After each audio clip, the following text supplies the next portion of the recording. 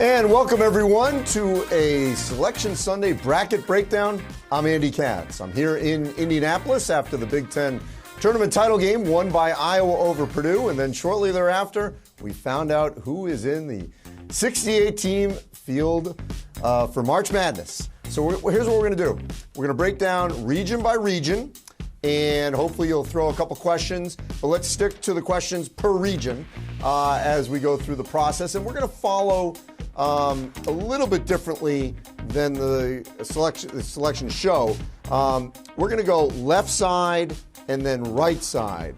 The selection show is, went across the top and sort of zigzag down based on the S-curve of the one seeds. But just for our purposes, kind of easier, we'll do the left side and then we'll do the right side. And we'll start in the upper left, which is the West region. And for this, no issues here. No surprise that we see that Gonzaga was the number one overall seed and placed in Portland. A little interesting that they're 16, Georgia State. As you see, we pull into the bracket there. They're 16, a little bit better of a normal 16 here because Georgia State's a pretty good team.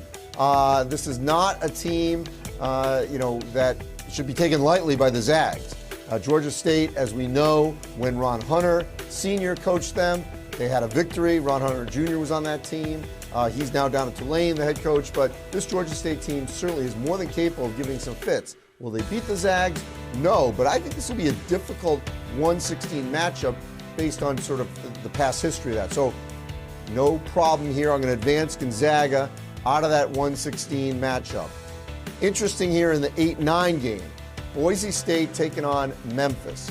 Boise State won the Mountain West Conference regular season and conference tournament title, knocking off San Diego State. They're coached by Leon Rice, who is the former Gonzaga assistant. This is a very good veteran Boise State team, taking on a Memphis team that really leaned more on their veterans to get into the NCAA tournament. Remember, the beginning of the year was all about Monty Bates and Jalen Duren, their high-profile freshmen. Well, it was the veterans, for the most part, that got Memphis into the NCAA tournament. They ended up losing that conference tournament title game in the American to Houston, but they earned this. And I'm not shocked that they got a 9 and an 8-9 game. So Penny Hardaway gets the Memphis Tigers into the NCAA tournament. It's been his quest since he came back to his alma mater in his hometown. But I like Boise State here. I like the veteran leadership that this team, they've been here before. They know what it takes to get a postseason win. So I'm going with Boise State to advance to play Gonzaga, which would be a rematch or a matchup between Mark Few and Leon Rice. All right, so let's move down and then we'll progress accordingly. Yukon taking on New Mexico State. New Mexico State, led by Chris Jans, they actually were pushed in the WAC with new members like Abilene Christian and Sam Houston State and Stephen F. Austin, and Seattle had a good year. But the Aggies are there again. They've been traditionally there. If you remember a couple of years ago, they really should have beaten Auburn 2019 when Auburn got to the Final Four. This Yukon team, I've loved them early. They got to learn how to finish games. Adama Sanogo is one of the best big men in the country. RJ Cole loves to take charges. Dan Hurley's got these guys fired up. And I think Yukon advances in what I think will be a very, very physical, difficult game. People love to pick a 12-5 upset. I got no problem if you're picking that upset, but I'm going to go with Yukon. All right, Arkansas, Vermont. It's another very difficult game to pick. I'm going to be honest right now. Even though I'm not doing it, I wouldn't be shocked if people go with a 12-13 here to advance because they're more than capable. New Mexico State and Vermont are more than capable of winning these games. But I love J.D. Notae of Arkansas.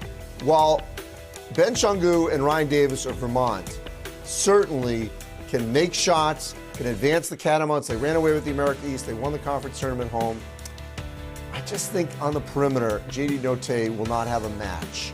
I think that's where Vermont gets exposed. And I love a very physical match we'll talk about momentarily. Yukon taking on Arkansas in a 5-4 in the second round. All right, so now let's move down. Alabama, they've been all over the map. Beat Gonzaga and Seattle earlier in the season. They have the talent with Jaden Shackelford to get all the way to New Orleans. I mean, they have that kind of talent, but they haven't played to that talent. Now you got Rutgers taking on Notre Dame. A couple old Big East rivals. Rutgers gets in late. They got 6 quad one wins. They beat every good team in the Big Ten. Defend. Caleb McConnell is one of the best defenders in the country. I think they lock up the Irish, advance out of the first 4 to take on Alabama. So what happens there? Well, we've seen first 4 teams, like UCLA, get pretty far all the way to the Final 4. Not saying that's going to happen. But I like Rutgers' chances against Alabama. I like the way they defend. So I'm going to advance Rutgers past Notre Dame, past Alabama, into the second round. Texas Tech taking on Montana State. Montana State, great run in the Big Sky. Texas Tech defends as well as any team in the country. Mark Adams picking up where Chris Beard left off. So I like the Red Raiders. I love the way they're playing. They played Kansas in the Big 12 title game. I'm going with Texas Tech to advance to play Rutgers in the second round. Michigan State, Davidson. Foster Loyer transferred from Michigan State to Davidson. He's their lead guard, missed a shot to knock off Richmond. They certainly can win this game. Michigan State continues turning the ball over. We don't know about Tyson Walker. That's a big question mark right now. Sprained his ankle in the semifinal game in the Big Ten tournament here in Indy, so it's a question mark. I want to go Davidson, but it's hard to go against Izzo here in March, 2 years in a row. They lost to UCLA last year in the first 4. I think Michigan State finds a way to advance in a 7-10 matchup, so they get to the second round. Duke-Fullerton. Well, Fullerton won late night, Saturday night in the Big Sky, the Big West over Long Beach State. Duke did not play well against Virginia Tech, but Fullerton's not going to have a matchup for Paulo Banchero. I think Duke advances to play Michigan State. Rematch of an Elite Eight game in 2019. All right, so that in your West region is your second round. So let's go back up to the top. Gonzaga, Boise State. Physical game. This is really going to test the Zags because Leon Rice knows this team. He hasn't been there a while, but he knows Gonzaga. Still, Chet Holmgren, Drew Timme, I just don't think that the Broncos can match up with those two inside. X factor potentially could be someone like Andrew Nembhard. That to me, without question, could be the difference is on the perimeter. So I'm going with Gonzaga to advance past Boise State. Now we go to Yukon, Arkansas. This could end up being the game of the second round. I mean, Eric Musselman and Dan Hurley, we better have cameras on both these guys, ISOs, because they're going to be animated. They're going to be running around. Don't be surprised if there's John between the two of them. It's going to be, I think, an event to just watch the coaches here. Still, I just like the way UConn's playing.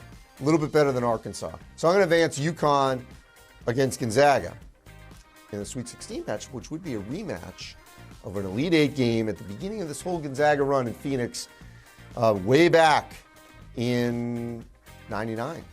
That's when the whole Gonzaga run began. All right, so now we got Rutgers taking on Texas Tech. This is going to be a rock fight. I mean, you're talking about 46-45, maybe 50-48. First one to 50 for sure may win. But I like the way Texas Tech is defending, but I will not be shocked based on this matchup if Rutgers can advance. No question about it. So I'm going to go with Texas Tech advancing here to play, to get into the Sweet 16. Michigan State Duke, as I said, is a rematch of that Elite Eight matchup in 2019. Izzo Krzyzewski, but the talent doesn't match up here. And Coach K gets out of Greenville, continues his career, at least another round. Duke, Michigan State. I think Duke advances past Michigan State, in large part because of that Banchero matchup. A.J. Griffin certainly has been playing really well, but the guards could maybe handle him, but I like this. All right, so now look at our Sweet 16 in the West. Gonzaga, UConn, Texas Tech, Duke. That's all in San Francisco. Wow, that's going to be a pretty good foursome right there. But Adama Sanogo can get in foul trouble. And I think Timme and Holmgren are too much of a problem for him. So I got Gonzaga advancing to the Elite Eight. Now we have Texas Tech Duke. This is where it gets interesting. I think Texas Tech can defend Duke the way in which we have seen other teams like Miami, like Virginia Tech defend Duke. This is a bad matchup for the Blue Devils if this happens. And I like the Red Raiders and Mark Adams to spoil the party in the Sweet 16 in San Francisco and knock out the Blue Devils. So I got Gonzaga taking on Texas Tech in the Elite Eight in San Francisco. This is a rematch of a game. If I want to say this might have been in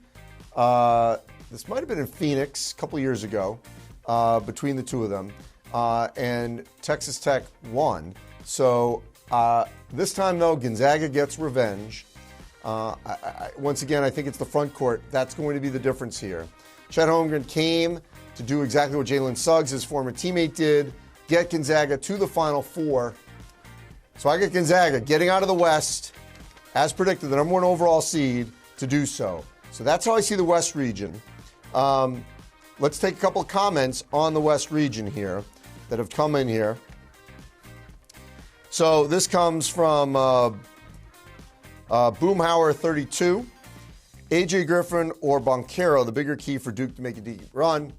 I'm going to go with Paulo Boncaro. I've been talking about him here throughout the course of this. Who's the bigger sleeper to make a run out of the West, says Ian Stevens. To me, the sleeper would be Rutgers, the 11 seed. They could pull UCLA, not to the Final Four, but get to the Elite Eight. ESB Wyatt, 9-1 in the last 10 March Madness games for Memphis. They're a sleeper for sure. They are, but I don't see them getting past Gonzaga. So I don't know if that's your definition. So, Misty Belcher, you agree with me on Rutgers being underrated, or it certainly could be dangerous. And then Opena 1024, Duke can definitely get upset if they get caught lacking by Fullerton. Disagree. Duke could get out earlier than the Elite Eight, Sweet 16, but not in the first round. All right, let's now move down to the East bracket and continue filling it out. And we will go, obviously, with the number 1 seed first, Baylor. Baylor did not win the Big 12 tournament. They shared the Big 12 regular season title, which is amazing for Scott Drew with everything they lost after winning the national championship. So they get in as a 1, no surprise, great schedule, and they're going to take on Norfolk State out of the MEAC, but Baylor's just got too much talent. So let's advance them. North Carolina Marquette. Really interesting matchup. Marquette, under Shaka Smart, with Darryl Morsell, former Big Ten Defensive Player of the Year, has played really well for them. Justin Lewis is a star for Marquette. But I saw Carolina against Duke. I love the way Carolina played in that game. If they can play like this, or like that against Duke on Sunday, the way they do, if they can do that against Marquette, attack, attack, attack. High-low game with Brady Manick and Armando Bacot. But R.J. Lewis is the key here. I think they advance past Marquette and get to that second round game against Baylor. All right, St. Mary's against the winner of Wyoming, Indiana. So the Gales, solid season, beat Gonzaga in the last game of the regular season in the WCC. Tommy Kuzi, outstanding point guard, good distributor, going against Wyoming and Indiana. Wyoming kind of eked in here. I like the way the Hoosiers are defending. Trace Jackson-Davis, he's flipped the switch. So I love the way they're playing. I think Indiana beats Wyoming, takes on St. Mary's, and I don't think St. Mary's can handle the combination of Trace Jackson-Davis and Race Thompson. And Xavier Johnson, too, will be a problem. So I have Indiana advancing out of that grouping. First 4, wins that first round into the second round. So Indiana wins. Now we will go to UCLA Akron. Akron knocked off Kent State to win the MAC. John Gross back in. The Bruins lost to Arizona, semi-close game in the Pac-12 tournament title game. I've been high on UCLA. I've stuck with the Bruins. I think they get by Akron to take on Indiana. Texas, Virginia Tech. So Texas taking on Virginia Tech. Texas led by Chris Beard. They've been sort of an enigma this season. A lot of transfers. Andrew Drones, one of the best stories, certainly in college basketball, what he's done to come back from his cancer diagnosis. But it hasn't all meshed yet. Virginia Tech's coming on a high. But I kind of see Virginia Tech like last year's Georgetown more than Oregon State. Oregon State ended up getting the Elite Eight after winning the Pac-12 tournament and having to win the tournament to get in. I think Virginia Tech has exhausted that energy. I think they run into Texas and they lose. So Texas advances. Purdue-Yale. Just saw Purdue here in Indianapolis. Just missed opportunities. Too many turnovers. Yale well-disciplined. They knocked off Princeton on Sunday in the Ivy. But there's no way Yale can handle the Twin Towers of Travion Williams and Zach Edey if they don't turn over the ball. And I don't think Yale can pressure them to do so. So Purdue advances to take on Texas. Murray State, San Francisco. Great job by Todd Golden to get the Dons in. But Murray State with KJ Williams, they're going to be a trendy pick to get through here. I'm going to tell you right now. I got the meeting USF. So Murray State goes in. Phenomenal record in the OVC. Kentucky, St. Peter's. St. Peter's coached by Shaheen Ollie. Great job to get out of the MAC with 2 A's. Iona was sort of the projected favorite. They didn't make it. And Kentucky lost to Tennessee in the SEC tournament. But look, Oscar Tshiebwe is going to be too much for St. Peter's. So now we're going to have a Murray State-Kentucky matchup. Let's go back up to the top and continue to advance. Baylor taking on North Carolina. Baylor defends too well. I think this is where the Carolina run ends because of Baylor's defense. And it's just going to come down to that. They're going to be physical with those guards, keep them out of the lane. Baylor's going to win. Indiana, UCLA. 2 blue bloods, traditional powers. I think it's going to be a great game, especially Xavier Johnson against Tiger Campbell, if that's who ends up guarding him. We got Johnny Juzang and Jaime Jaquez. I think they'll play well. I just think UCLA has too many offensive weapons for Indiana. So I got UCLA taking on Baylor and advancing. Texas, Purdue. So this is a case, again, where I don't think Texas has an answer for Jaden Ivey. And I think he's going to rise to the occasion. He's going to have a big game here against Texas. And I think Purdue advances to the Sweet 16. Murray State, Kentucky. The interest is going to be off the charts in the state of Kentucky for this game. I think it's going to be a closer game than people predict or project. But I think Cal gets it done, and we have Kentucky versus Purdue in the Sweet 16. So, in Philadelphia, check out that foursome. Baylor, UCLA, Purdue, and Kentucky. This is where this team's Baylor run ends. I think the experience of UCLA gets them past Baylor and on to the Elite Eight. Purdue, Kentucky is going to be a phenomenal game. Think about this. Oscar Tshiebwe rebounds better than anyone in the country. It's double-double machine. Going against Zach Edey and Travion Williams. There's going to be some fouling going on. If they let them play, it's going to be a brawl inside.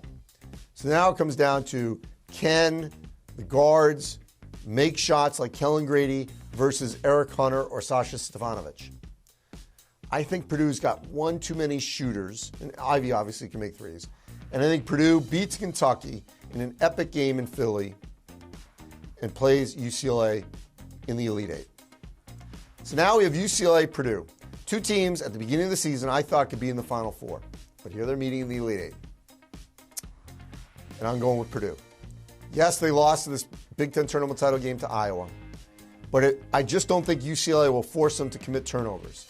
And if they don't turn over the ball, they win. It's that simple. Too much firepower for UCLA if they protect the basketball. So I have Purdue advancing to the Final Four out of the East to take on Gonzaga. So let's take some questions about the East region before we move to the other side of the bracket. And this comes from Pax Cubs fan with Virginia Tech making a good run through the ACC. Do you see them making a run to the Sweet 16, possibly the Elite Eight? I answered that in my breakdown. I think they've exhausted everything. The emotional high, I don't. Go Blue 35. What top seed in the East region has the toughest road to the Final Four? Well, you know, I think it probably is Baylor, because when you say top seed, you probably mean the top four. And it's because Carolina could beat them, UCLA could beat them, and certainly Purdue could, or Kentucky. All right. Hot take, North Carolina is beating Baylor. I got no problem with that. And that came from Greg Decker. I see that more than plausible to occur. All right. Reggie Blakely, 14. Murray State is going to beat Kentucky. You heard it here first. Take credit for it, because it certainly could happen, but I have Kentucky. Stark Vegas, 88. What players has the most get-on-my-back potential, and why is it Jaden Ivey? So in this region, I do think it is Jaden Ivey, so that's a good call. Yes, Ju Zhang had it last year. Shibway could do it, no question about it, but Ivey's the player that can literally take over the game because he'll have the ball in his hands from the start. All right, so now let's go to your upper right quadrant. This is the South bracket. This is where Arizona is the number 1 seed. And Arizona's playing great basketball right now. They just won the Pac-12 tournament and the regular season. They'll take on the winner of Bryant-Wright State. Just for ha-has, I'm going to say that Bryant wins this with Peter Kiss, and Arizona beats them. We advance Arizona. Seton Hall, TCU. It's going to be a really good game. Here's why I like TCU. Mike Miles, Seton Hall's guard play is a little suspect. Bryce Aiken's been hurt. I think Mike Miles dominates the ball. And I think TCU wins this game against Seton Hall. So we get an Arizona-TCU matchup. Houston taking on UAB. I love this. Andy Kennedy getting his alma mater in there. Kelvin Sampson with so many injuries. And he's got the Cougars winning the regular season and the conference tournament in the American. I think it's going to be a really good game. And I think people are going to pick UAB, some people. But I still got Houston because Kelvin Sampson in March. He may not be Izzo, but he's been pretty good. All right, Illinois, Chattanooga. I'm very tempted. David Jean-Baptiste had the shot heard around the world in Tennessee to knock off Furman in overtime during Champ Week. But I'm still going to believe that Illinois is going to play its best basketball in March. That's what Brad Underwood thinks. Hopefully they get Jacob Grandison back because they need his perimeter shooting. So I'm going to go with Illinois in a very close game, a game that's going to be a scare. Like, this is going to give Illinois fans just, I mean, their hair is going to be standing up throughout the course of this one. Illinois advances to Houston. Colorado State taking on Michigan.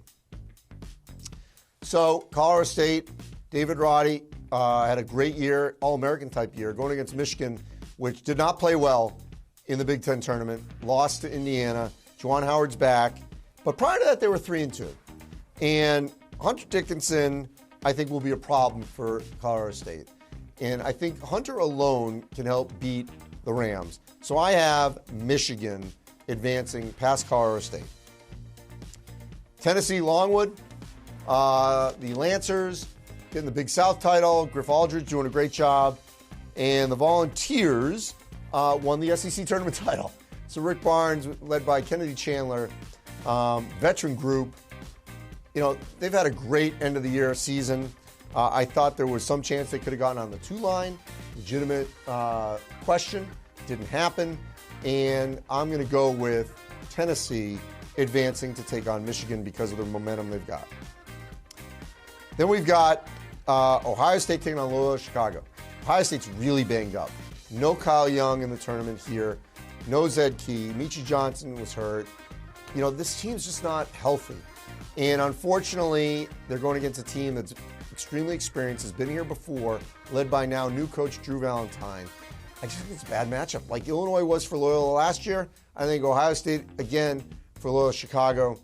So second year in a row, I have Ohio State. I didn't have them last year losing in the first round, but I'm going to say I think they're going to lose in the first round for the second year in a row. So Loyola Chicago advances. Then we've got Ohio State taking on Loyola Chicago. Ohio State's really banged up. No Kyle Young in the tournament here. No Zed Key. Michi Johnson was hurt. You know, this team's just not healthy. And unfortunately, they're going against a team that's extremely experienced, has been here before, led by now new coach Drew Valentine. I just think it's a bad matchup. Like Illinois was for Loyola last year, I think Ohio State. I didn't have them last year losing in the first round, but I'm going to say I think they're going to lose in the first round for the second year in a row. So Loyola Chicago advances. All right, now we go to the bottom here. Villanova, Delaware. Villanova, led by Colin Gillespie. Big East tournament MVP, player of the year in the Big East. They won the Big East tournament by beating Creighton. Delaware won the Colonial, kind of a late surge by the Blue Hens. Villanova advances. All right, so now let's go to the top. And Arizona TCU, Jamie Dixon getting his team to the second round against new coach Tommy Lloyd. Well, Arizona's just got too much firepower. I don't think TCU can run with them. I'm going with the Wildcats advancing. Now, Houston, Illinois. This is going to be potentially a physical game. The key will be, can Kofi Cockburn stay out of foul trouble? Because this is where Houston, Fabian White's going to have to play well. I mean, this could be a problem for Houston. But I also like Trent Frazier here. I think he's the shot maker. I think he gets Illinois past Houston to the Sweet 16, what they couldn't do last year. And a rematch against Arizona, what happened earlier this year. We'll talk about that in a moment. Michigan, Tennessee. I think Rick Barnes gets the Vols to the Sweet 16. I like Kennedy Chandler at the point over what Michigan will throw at him. Whether it's Devontae Jones, maybe Eli Brooks will have the basketball. I just think the Tennessee guards are going to be better than Michigan's. So I think Tennessee advances. Loyola Chicago, Villanova. Once again, guards game. Colin Gillespie's on a mission. And Villanova's not going to beat themselves. So I got the Wildcats advancing to take on Tennessee. Now we have Arizona, Illinois. Rematch of an unbelievable Elite Eight game in 2005. But a rematch of the season when Arizona went to Illinois in Champaign and won. And here's the deal. That was a problem then. It's a problem this March because of the speed, the physicality of Arizona. Coloco, Mathurin, Tubelis. They've got bodies that can go at Cockburn. And I think it's just too much. I think Arizona gets the Elite Eight. Who do they take on? Villanova. I just think the guard play here, this is where Kennedy Chandler meets his match in Colin Gillespie. And so I like an Arizona-Villanova matchup in San Antonio. So Arizona taking on Villanova in the Elite Eight. And so, you got 1-2 chalk. You know what? To me, looking at this bracket, those are the two best teams in this bracket. And I'm going to go with a 1 seed here. Again, I know you're going to, pick on me here at some point because I didn't have all ones, but I'm going to go with a 1 seed here. Arizona advancing to take on, we'll tell you momentarily, but to get to the Final Four. So I've got so far Gonzaga coming out of the West, Purdue coming out of the East, Arizona coming out of the South. We've got one more bracket, but let's take some questions for the South bracket. And we've got a couple here. From Gabe Layden, where is your Cinderella in the South? So if I have to pick a Cinderella, the Cinderella could be one of two teams. It could be Chattanooga to get to the Sweet 16. No question about it. They could beat Illinois and Houston. Lamont Paris, head coach, was a Wisconsin assistant. So I have no problem if people pick Chattanooga. And the other one's Colorado State. Colorado State could go pretty far because they got an All-American and David Roddy. So those are the two I could see getting to the Sweet 16 in one top, and then toward the bottom, obviously, in the Elite Eight. Do you think Arizona should have been the number 1 overall seed in the West instead of Gonzaga after winning the Pac-12 tournament? There's an argument for that. Gonzaga beat UCLA, so did Arizona. Gonzaga lost to Duke. Arizona lost to Tennessee. I don't know. You're splitting hairs. I would not have had a problem if Arizona was 1 overall. So I think that's more than fair to have done that. All right. So now let's move to our final quadrant, and that is the Midwest bracket, the lower right part of your bracket. We're the number 1 seed, Kansas Jayhawks. Want to share the Big 12 regular season title and the conference tournament championship. So, Kansas against the winner of Texas Southern, Texas A&M, Corpus Christi. I'm going to go with Corpus Christi. I did one of their games early in the season. They advanced, but they don't beat Kansas. We advanced Kansas. All right. This is going to be, I think, the toughest 8-9 game for people to pick across the board. And I waffled on this. I'll probably change my mind before we get to this game. But I've got San Diego State can defend. Matt Bradley is a really good shooter. Creighton got blitzed by Villanova in the Big East tournament title game.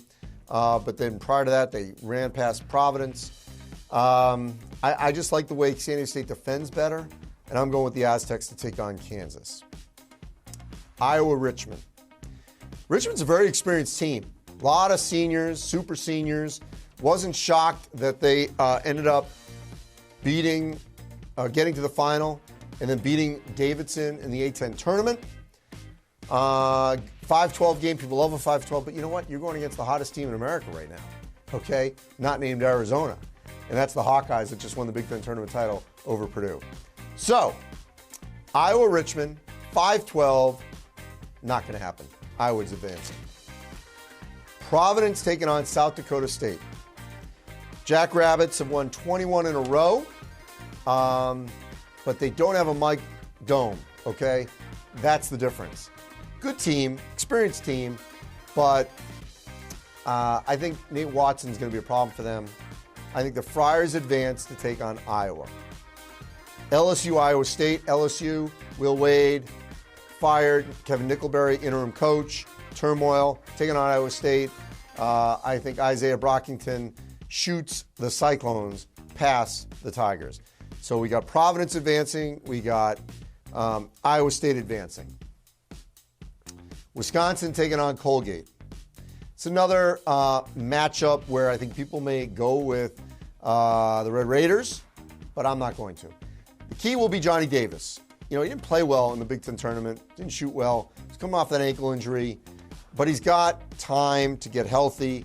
I think that he advances Wisconsin because it's in Milwaukee. So the home crowd's going to really help the Badgers. USC taking on Miami. Charlie Moore has had a great year. It's his 4th school. But I think USC, Drew Peterson can make shots. Isaiah Mobley, Evan Mobley's brother. Isaiah Mobley's had a really good year. Boogie Ellis is making shots. I think USC advances past Miami. Auburn taking on Jacksonville State. Jacksonville State didn't even win the league. Bellarmine did, but they're provisional members, so they can't advance. Auburn's going to blitz them. They're going to advance. All right, so now, Kansas, San Diego State, Iowa, Providence, Iowa State, Wisconsin, USC, Auburn. And we've got Kansas, San Diego State. You know, Brian Dutcher is going to do a great job defensively on the Jayhawks, but I think up front, David McCormack, watch for him to have a good game, and I think the Jayhawks advance to the Sweet 16. Iowa, Providence. I just don't think Providence can score with Iowa at the clip that we're seeing Iowa score at. They're not going to make as many shots, and I just don't. They can defend. They'll try to ugly it up. They'll try to make it like a Rutgers-Iowa game. But look, Iowa played Rutgers most recently in this tournament that I'm at, and Iowa won. I think Iowa beats Providence and advances. Iowa State, Wisconsin. In Milwaukee. That's the key thing. Iowa State certainly can beat Wisconsin, but Johnny Davis is going to be different. They advance in Milwaukee. Great crowd at the Pfizer Forum. So, Wisconsin gets to the Sweet 16. Now we have USC Auburn. I really like this matchup. I think USC is more than capable of winning this game, but I think Auburn's speed, quickness on the perimeter will be the difference. Auburn advances to take on Wisconsin. So now we've got a Sweet 16 in Chicago, in the Midwest. Kansas, Iowa, Wisconsin, Auburn. 2 Big Ten teams in Chicago. Kansas, Iowa. I love this game. This game is going to be wild, okay? But Keegan Murray is the star here. He was phenomenal in the Big Ten tournament. He's been great all season. Could have been player of the year. May end up being the most outstanding player. I think Iowa beats Kansas and advances to the Elite Eight in Chicago. This is going to be a Hawkeye crowd. It's going to be rocking. Half of it. The other half is going to be Wisconsin. But so much of the Badgers in the NCAA tournament is about matchups. And I don't like this matchup for Wisconsin. I just think the speed of Auburn causes problems for Wisconsin. And Wisconsin's going to have to make shots quickly. And that could be an issue. So I like Auburn advancing in the Elite Eight in Chicago, taking on the away-from-home Badgers to get to play Iowa. So now I got a 5-2 game in Chicago. Keegan Murray, Jabari Smith, two lottery picks, okay? Big-time game at the United Center. Two guys are going to be playing in the United Center next year. I got Iowa. I'm riding this Iowa train from Iowa City to New Orleans. I think Iowa advances out of Chicago. A lot of alums in Chicago. Not that long a drive. I think Iowa gets to the Final Four out of the Midwest. So, let's take your questions before we do the Final Four. These are questions coming for the Midwest region. NHawk 23. How do you feel about Texas A&M falling short of the tournament? Would you think they were going to be in the Midwest? Yeah, they were the one team that didn't get in. They were the snub. I would have had them in over Wyoming. So I'm glad you asked that to get that in. Greg Decker, South Dakota State shooting 46% from three. They could make a run. Yes, they could beat Providence, but they can't beat Iowa, in my opinion. Great Dane 37. If you were to choose one team that wasn't a top 1 through 4 seed to make the Final Four run in the Midwest, who would you choose? Well, I just did. Iowa. All right. Aurels Verberg 14. Not too much madness going in on your bracket, Andy. You think it's pretty clear cut? No. Look, there's going to be upsets. Predicting these upsets, my hat's off to you because I've given you some of them that I think could happen. Am I going to put myself on a limb to do so? No. I just got to feel it. Will I feel it in a week in the Sweet 16? Certainly I might. But I mean, I'm just going to go back to this. You know, certainly South Dakota State could win, as I said. Chattanooga could win. No question about it. New Mexico State could pull off an upset. Way back in our first round in the West. You know, Rutgers is an 11. They could get to the Elite Eight. No question. I know that they could be like this year's UCLA because of the bracket that we see. Same with Indiana. Indiana could make a great run. And I know that's not, you know, a true Cinderella, but neither was UCLA. And Murray State. If Murray State beats Kentucky, could they beat Purdue? I wouldn't think so, but sure, they could go on a run. So there are plenty of teams here that could pull off an upset. All right, let's get to our Final Four. I'll take you all the way home here. We've got Gonzaga, Purdue, Arizona, Iowa in New Orleans. So the much maligned Big Ten gets two teams in. I'm not saying that because I do a lot of Big Ten. I believe it based on the bracket matchups. Here's the problem for Gonzaga. This is a bad matchup because I don't think they can stop Jaden Ivey, and Purdue has the two bigs that can meet Holmgren and Drew Timme. So I like Purdue to advance past Gonzaga into the national semifinal. Arizona, Iowa. This is going to be a game, I'm going to say 95-93. That's what it's going to look like. And, I mean, this to me is like a pick'em. But I think the size inside for Arizona is too much for Iowa. I got Arizona advancing to the national championship game. So now we have Arizona versus Purdue in New Orleans for the championship. Wow, this is going to be, I mean, there's going to be star galore, Jaden Ivey, Benedict Mathurin. Let's assume that, Kirk Krisa is healthy because he's going to have I mean, he'll be wild on this whole thing. I mean, just a lot of energy with this game. But at the end of the day, I just love the way Arizona's playing right now. I think they're playing the best basketball in the country. And I'll be honest, 3 of the 4 I've got in front of you here, I think are playing the best basketball in the country right now. Gonzaga, Arizona, Iowa. I like Purdue's bracket. You know, so there isn't one team in the East that I'd say, oh yeah, they're playing the best basketball and they have to advance. So that's why I like them coming out of this. So I got Arizona win the national championship. Tommy Lloyd, first year. This is like Kevin Ollie back in 2014. First year head coach. You know, getting in the NCAA tournament, winning the national championship. And, you know, Tommy Lloyd inherited good players, got transfers, blended them in, and they've been such a great watch. I love it. And I think Arizona is going to win a championship. How about that? Pac-12, Big Ten, kind of maligned in the Final Four in the past. But I think Arizona cuts down the nets in New Orleans. And what a run it would be for Arizona and Tommy Lloyd and this Wildcat program that had a postseason ban last year, new head coach, and wins the national championship. So that's what I'm going with. Hold me to it if you want. Let's take some final comments here. Questions before we get out. All right. Rick Sauter says, do you think the team with the most experience or most talent has a better chance of winning it all?